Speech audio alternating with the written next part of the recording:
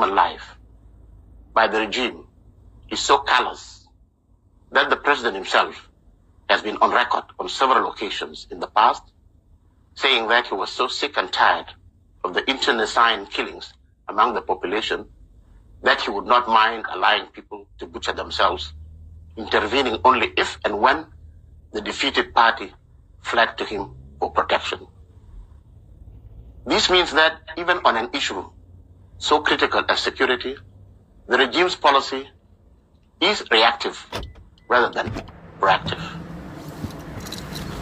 Fellow citizens, during the protracted and bitter civil war that we waged for over 2 decades, we always harbored the hopes that one day the bountiful natural resources we have been endowed with, and especially our oil wealth, would be applied to fueling an agro-industrial surge to deliver socio-economic prosperity.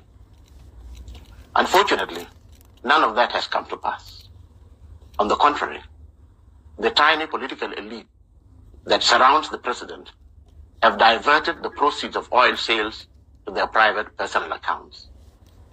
This is being done through the allocation of highly inflated infrastructure development contracts, especially road construction contracts, in exchange for crude oil cargoes. This results in huge financial resources being siphoned off and the economy deprived of the critical funds required to provide basic social services such as health and education. This has meant that we can neither develop human capital nor utilize the country's vast agricultural potential to diversify the economy away from excessive reliance on oil. And because South Sudan is not providing basic services, the task of treating our sick and educating our children has fallen to the benevolence of the international humanitarian community. This fact, coupled with the state's failure to diversify the economy of a potentially wealthy state, has plunged us into chronic self-inflicted poverty and misery.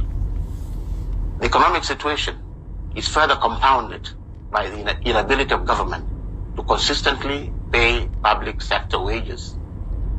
Without the infusion of cash into the economy, through, among others, salary payments, there is feeble demand.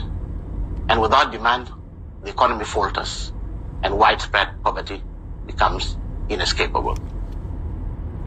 And because our plight is our own making, we have not attracted much in the way of international sympathy.